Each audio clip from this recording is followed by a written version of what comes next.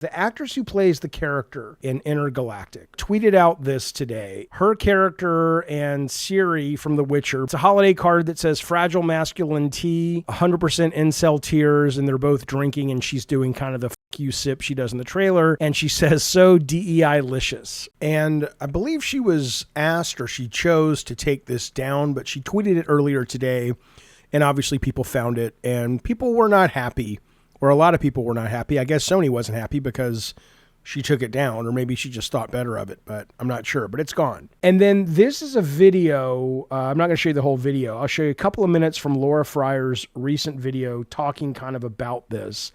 And this is kind of where this topic kind of is coming from. So all right, here we go. If you haven't heard, the art director of the game Avowed, which is set to ship early next year, decided to post some comments publicly about his game. Apparently there are pronouns in the game, and Elon Musk reacted on X saying that having pronouns in a fantasy video game is utterly unacceptable. To which the art director responded, I wanted so badly to make him mad with my game, and I cannot believe it actually happened. Just wait until you see the default, you said little shit. I personally find this situation baffling. Does he know Elon personally? Why does he want to make Elon mad with his game? Why would you say this to someone who is easily one of the most controversial people on the planet, and therefore has millions of people reading his posts? This interaction may be the one impression that people will ever have of the game Avowed. To be clear, I'm fine if Elon ends up not buying it. That's his choice. What I'm not fine with is a leader putting his team and game at risk. And this is where social media comes in.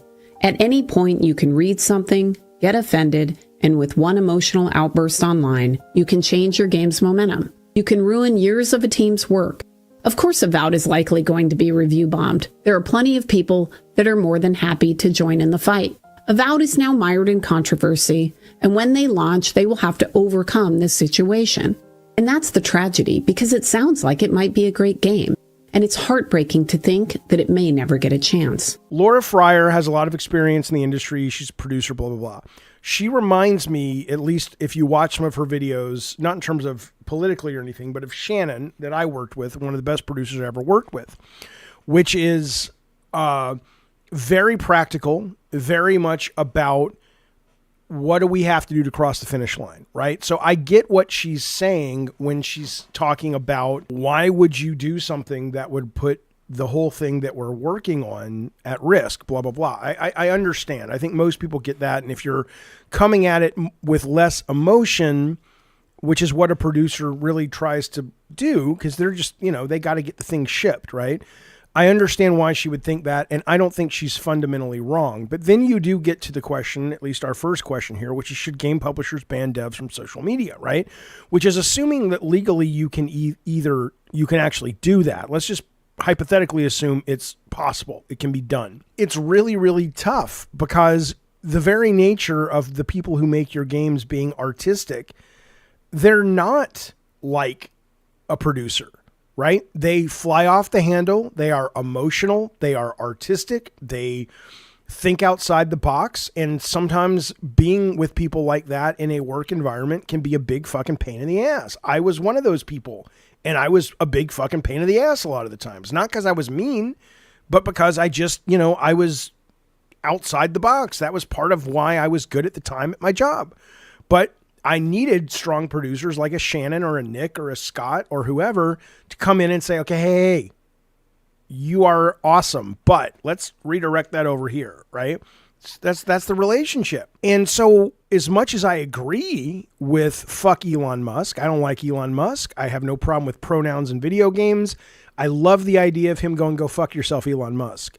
And I don't want to take that away from him, but unless you're making an indie game and assuming legally you could tell people, hey, if you work for this company and you are going to take a credit in this game and a paycheck to work on this game, you cannot tweet at all. You can have no social media presence as long as you work at PlayStation or Xbox or id or wherever the fuck you work.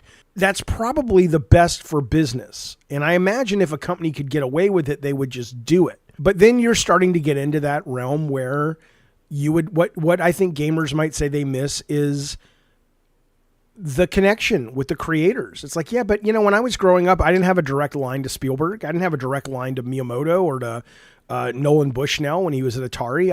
I had the interviews and that was it. And we were given very sanitized versions of these people. And a lot of us, like me, didn't have the media training to recognize a lot of that was bullshit, but it didn't hurt the product. Doug says, how many more people on Twitter and YouTube are talking about AC Shadows because of the Yasuka, the Black Samurai, compared if it were a typical Asian protagonist? Yeah, Doug, you're right, but it's easy to say, unless you have the data to back it up, it's easy to say that all publicity is good publicity, but I don't know if that is anything more than just a saying in most cases, because, Concord had a lot of people talking about it, but it didn't sell. And how much of it didn't sell because of the anger online? I mean, depends on the game, right? I think look, the fact that somebody in this chat earlier was calling Star Wars Outlaws woke and calling Indiana Jones woke, I've played them both almost to completion with Indy and fully to completion with Outlaws. I don't know what the fuck they're talking about, but I certainly know why, and I like Dragon Age a lot too, but I understand why they would say that was woke in the way they use the term. Clearly it made a difference, though. Hey, Jaffe. Hey, man, what's going on? What do you think about this topic? What's your take? Obviously, I don't think people should be banned from social media. I've always been somebody since social media's inception, back in the 2000s. I think people, if it's a tool that we're using, obviously companies have a choice, but for the most part, I'm as long as people aren't, advocating violence or any of the usual nasty subjects, I don't think they should be banned. So but wait a minute. If you ran, so let's say you ran an indie game publisher. Yes, sir. Yep. And you could tell your employees and your developers under contract, you cannot post as long as we're making this game, and you work here. You wouldn't worry that even though you're making a game, and let's just say you're making a mainstream, Space Marines 2. But let's say you've got a guy on there who's like, look, I'm in America. I'm in the neo-Nazi party. I don't hurt anybody. And he's right. He has a right to be a Nazi. Yeah, absolutely. And he starts, I don't agree with him either. I think he's a fucking nightmare. But assuming he can get the job done and he isn't hurting anyone, he just has stupid views. And in his social media, even though he's not promoting the game, he's, let's say, an animation director on the game. And he says, hey, I'm going to the neo-Nazi rally this weekend. If anybody wants to watch, I'll be streaming it live on Rumble. And suddenly people go, oh, shit, that Space Marine 2 game coming out, their lead animator is a fucking Nazi. I mean, do you think that's just the cost of doing business in America and fuck you if it kills sales? Or do you think you would want to quiet that? Most companies have codes of conduct, right? that they don't want you to do X or Y in the workplace. And I think that in the workplace, sure. Yeah.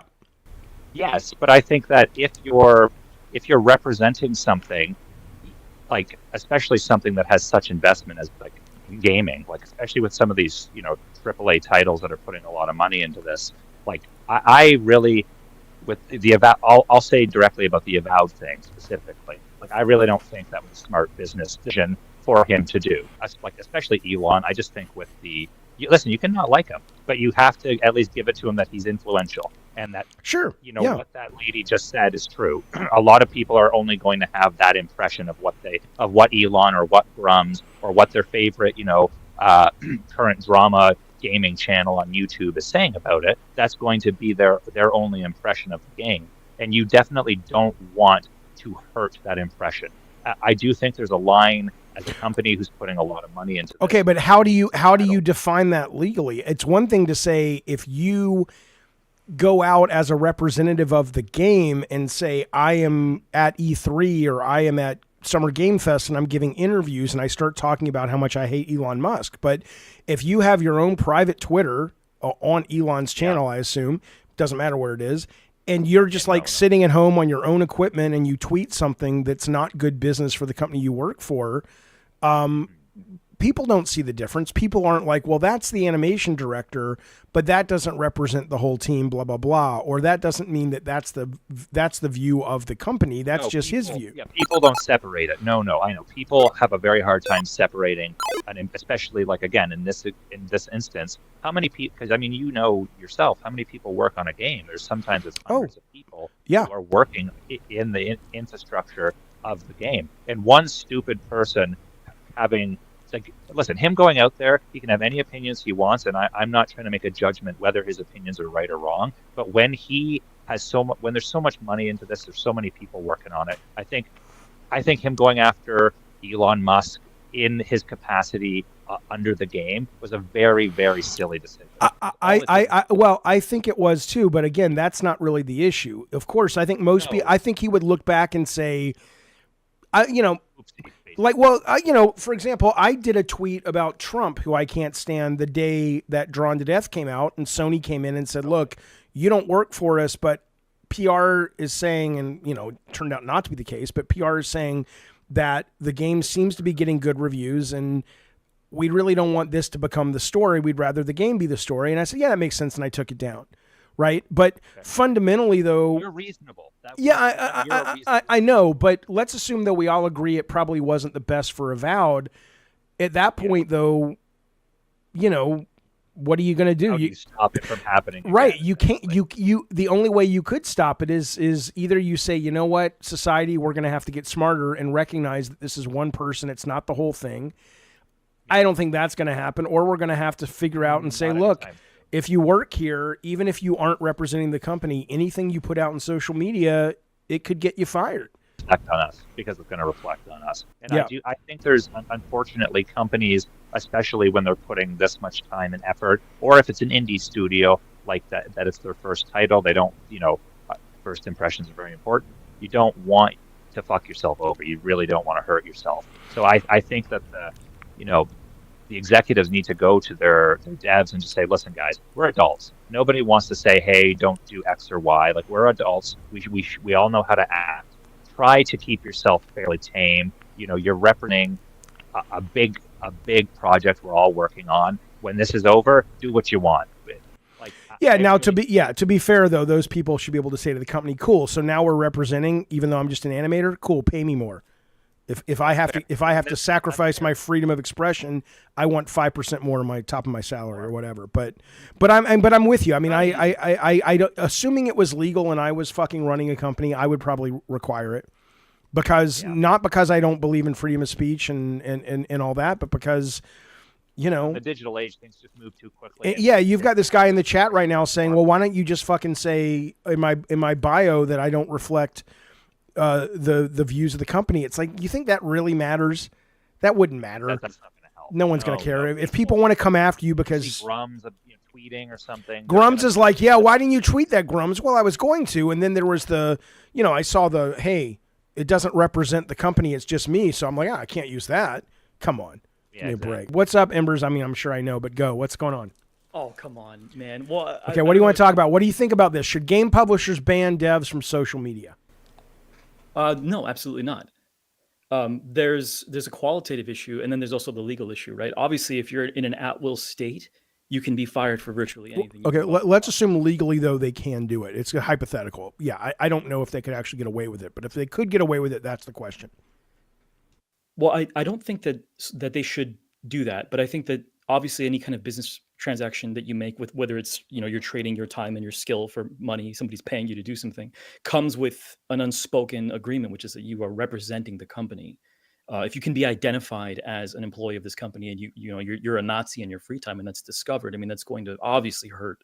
This is a PR issue. It's not something that you can, I think, legislate, but I think that's why there's so much at-will legislation that allows companies the freedom to make those choices. I mean, I think it's a pretty settled issue. It's like, I don't think that they should be allowed to do that. I don't like, there's something icky about a company being like, no, you're not allowed to have a Twitter account. You're not allowed to post. I don't like that, like, in principle. But it seems like the consequences are so open because of how many I don't even know how many states are not at will. I think most states are at will. So it's the kind of thing where, like, fuck around and you're going to find out if you're misrepresenting our company in your off time. I feel like that's a pretty settled issue.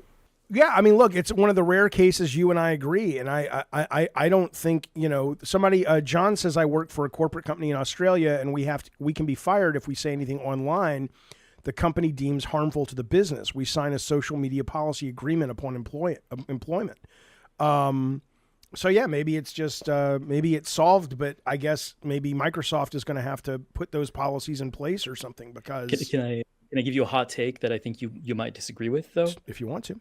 I think that there's something about I think the moral imperative that a lot of, especially West Coast progressives, seem to have, which is that their political opinions are sacrosanct and cannot be questioned, which gives them the false sense of security that they can say extreme things on the internet and not suffer the consequences, because they believe inherently that their ideas are more moral, more enlightened than their opposition, which is why I think they usually are, but that's not going to affect the law. You're right.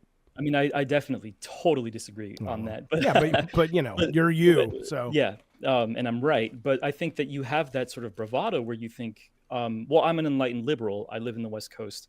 I work for a tech company. Obviously, I'm smarter than, I have a higher. Okay, but what's your point? So let's assume that the philosophy point, exists, and then what? That philosophy is so widespread. That's the reason why we see so much of this attitude so brazen in the open, because they have no fear of repercussions, because they believe that their views are normal and superior morally. Sure. And that's demonstrable. And I think that that's a bigger issue. But that one's not going to get resolved by this topic. That one's going to get resolved either because the companies recognize that they are losing money, if indeed they are, because of these views or the support of some views and not these other views. And then they say, okay, these kinds of things are now, no matter how much I agree with them, are no longer acceptable either, right? That's the only way that's going to happen, because the people who write the policy of or determine what is bad for our company on social media, they're probably the left like me anyway, right? Well, they're purely pragmatic, I think, especially the people that are making those choices as far as policies go with how businesses operate at a larger level. Okay, but wait, they can't be both pragmatic, making choices, and still doing what you're saying, which is having employees getting away with saying things that are hurting business. If it's purely, I totally agree. But that's not what I meant. I meant that there are employees at a majority, like not at a leadership level, but just employees at these, and I'm sure that there are leaders as well that share these views. But I think that at a certain height in a corporate structure, you're going to make the pragmatic decision over maybe espousing your own personal views, because you have to keep, I mean, the bottom line is the most important thing, that you have a fiduciary obligation to keep your business alive. And so if it turns out that this year the American public demonstrates resoundingly that it's not willing to tolerate hyper-progressive positions from people in entertainment media, then I imagine that even if hyper-progressives are leading these companies, they would take the pragmatic decision and say, hey, let's maybe not. Yeah, I think, I mean, if pragmatism rules the roost, and I think it does in most companies, or they won't survive for very long, then I think everything is ultimately going to kind of swish its way back a little left of center, like most things usually do in this country, which is, I think that's just sort of how we do it. That's how progress happens. It's slower than most of us on the left would like, but it beats the alternative. But I guess the question is then, because if this policy exists in Australia, I wonder if a policy like this could fly in America. Where do you think Microsoft could go to Obsidian and say, if you work here, no one can post on social media. And if we find out you're doing it anonymously, you cannot do it, or it is cause for firing. You would say you're cool with that, right? There's an employment lawyer out there that would love to have to answer that question, I'm sure. It's hypothetical. It's not about that. I understand that. I'm talking more about fundamentally pragmatically. I mean, I would say yes, I would do it as much as I hate it, because, you can't let everybody just represent the game. And we're in a minefield where if people find out you represent the art or the product, no matter, even if they don't say they do, if you can connect the dots online, it can fuck up your product.